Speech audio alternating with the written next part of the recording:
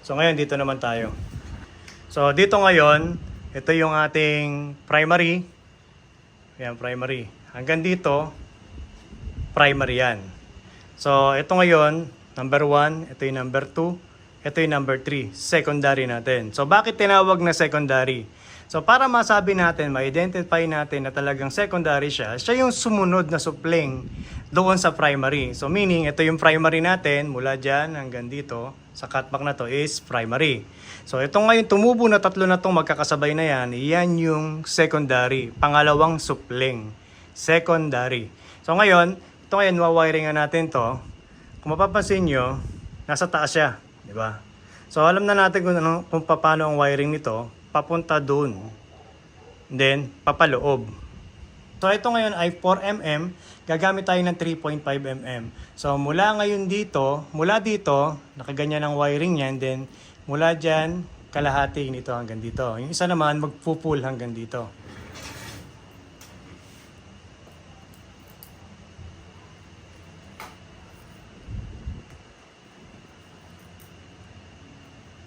So ito yung sinasabi ko na pagdating niya sa lock na yan, dapat mahigpit yan. Nakita niyo, binabata ko pa. Hinahata ko pa siya, di ba? So mahigpit dapat yan. Kasi masyadong maluwag pagka kasi hindi naman siya letter B, so pinilit lang natin na gawing ganyan para malinis yung wiring natin. So una nating igagalaw dito na wire, ito. Para pumasok siya dito sa part na to.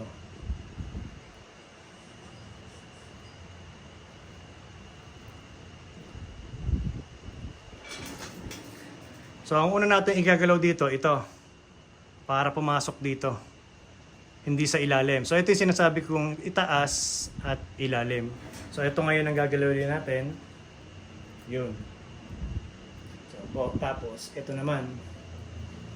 So, pwede na tayong mag-full. Kasi nakuha na natin to. So, doon lang naman tayo nalilito pagka sa wiring ng dalawa. Minsan nagko-cross, di ba? So, kaya kinakailangan hindi mo natapusin yung isa.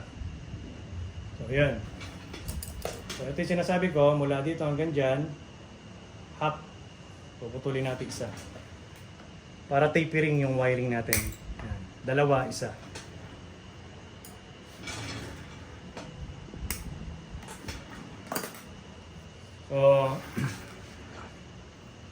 So, ayan. Nakita nyo, sa taas. Twist natin. Para pumunta doon yung number 2.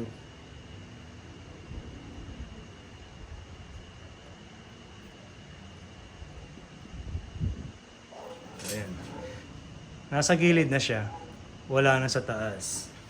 Then ngayon, i-layout natin to na naaayon kagaya ng iba na nandun. Gagamit tayo ng 2mm.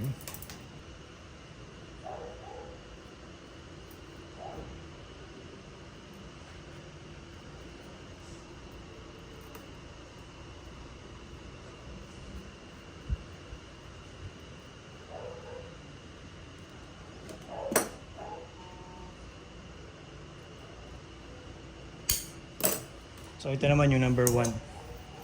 So same din, pag nag-wire tayo, ayan, kagaya niyan. Sa ilalim to, kasi yung twist nito, papaloob. Kailangan natin ng pampilap sa loob na sanga.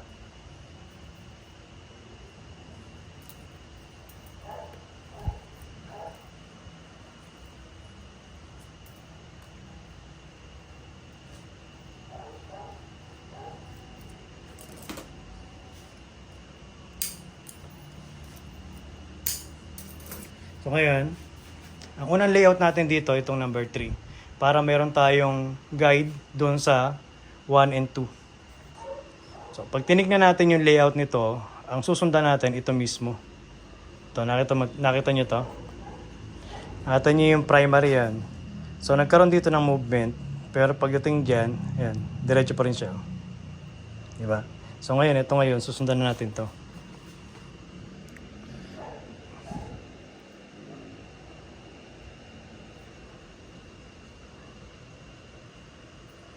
Sakto.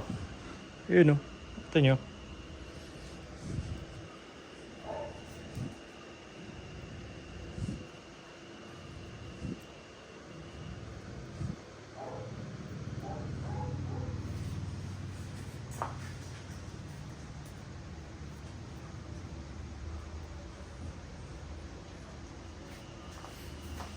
Ayan na siya. 1, 2, 3. Secondary. So ngayon naman nakakita tayo dyan. Ito kaya pa i-layout to. So yung size nito, naglalaro to ng mga 5mm. Itong part na to 5mm. Ito 6mm. So ang gagamitin natin lang dito is 4.5mm. So dito, para mas matibay, dito naman tayo kukuha ng lock. Papunta dyan. So ito yung node nasa likod. Dapat madala natin dyan. Hindi siya pwede sa loob. Gawa na makukubera na yan dito kapag ka nagkaroon ng sanga sa taas. So ang wire natin, magagaling din sa itaas, dahil papunta dyan ng loop.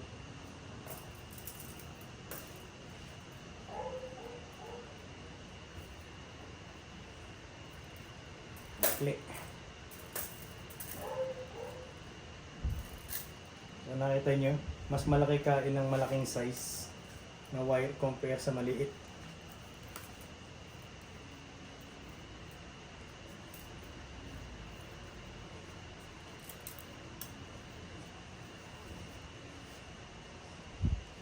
Huwag nyo muna tapusin yan. Hanggat di po magpasok tong isa.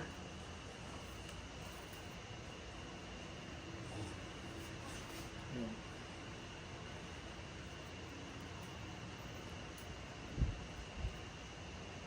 Tatamaan yung node. Baba pa.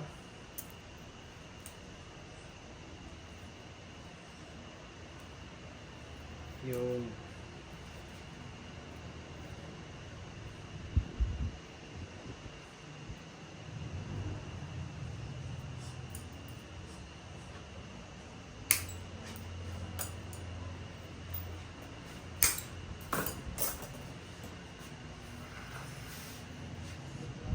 ito yung node niya, ayun.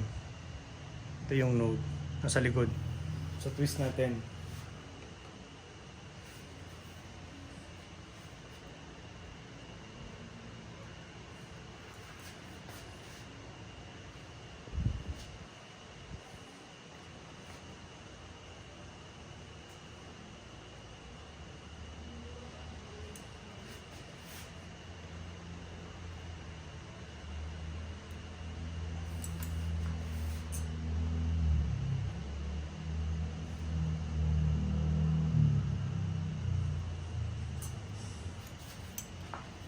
Papakita ko sa inyo nung malapitan yung node. Nakita nyo, ayan. Galing sa likod. Ayan, nakita nyo. Galing sa likod. Napunta na sa harap.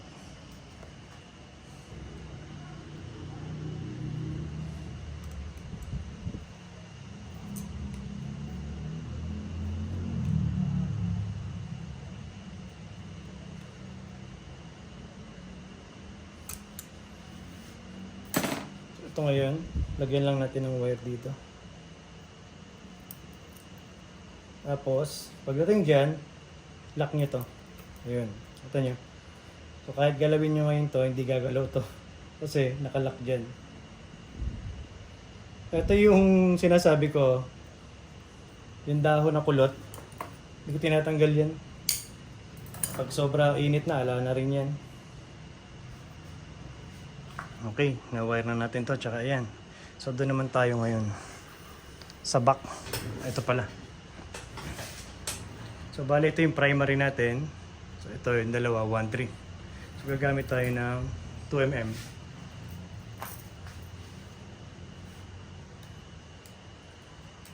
Titira lang akong 2 dahon sa dulo.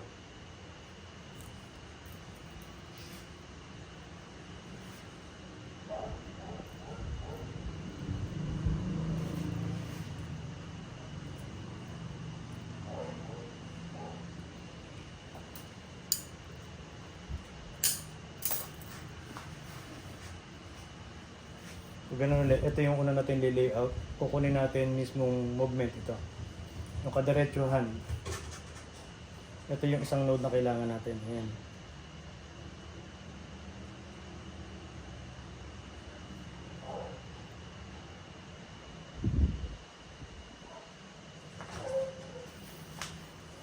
So ayan na yun siya.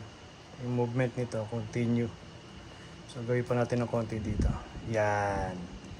Yung movement nito, yung unang layout, ayan. Dito na tayo. 2.5.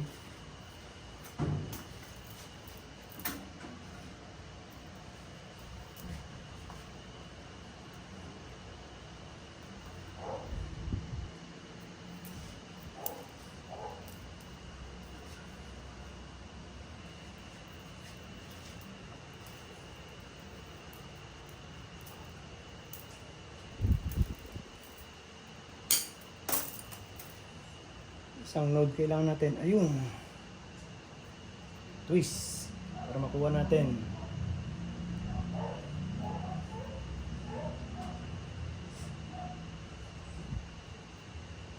Lagyan natin ang abang dito.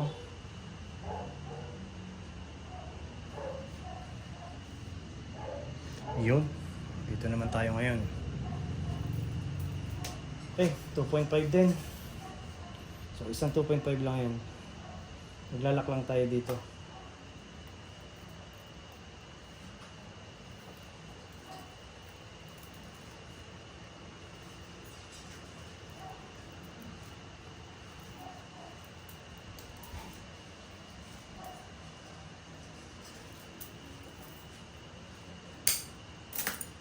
So yung 1 ito, dyan, hindi dito.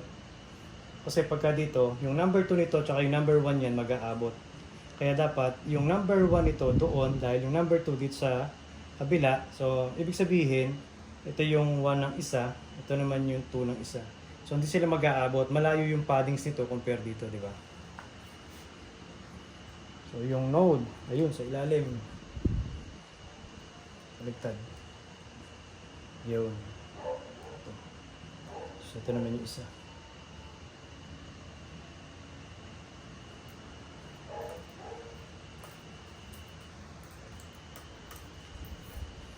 Itong dalawa magkasama. Itong dalawa. Ito yung apex. So gamit tayo ng 2mm.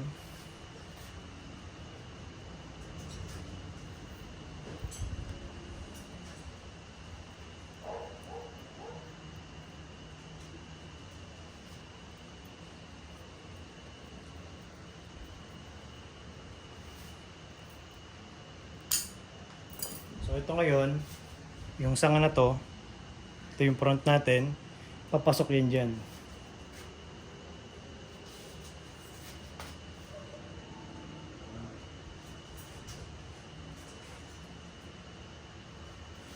Tapos, siguro ito wala na to. Kasi, pag ito mga tampads niya, no, di nakita yan. So, tanggalin na natin. Dalawa lang. Ngayon, dito sa ano natin, kailangan natin magkaroon ng sanga sa part na to. Sa part na yan. So yung layout nito, dapat yung twist niya, makuha natin yun. Yun.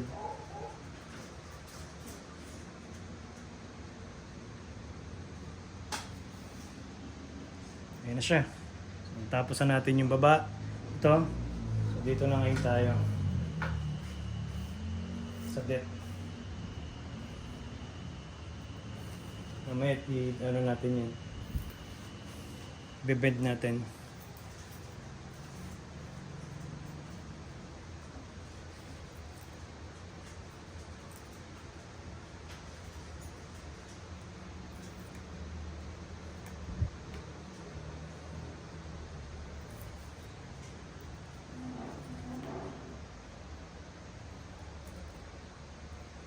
Sakto yung wire.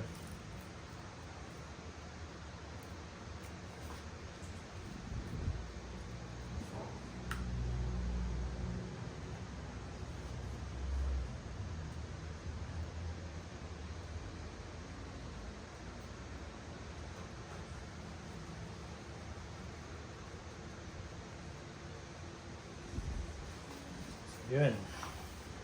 Hindi natin maililayout ng maayos to kasi masyadong mataas. Ngayon gagawin natin, lagyan natin ng serga.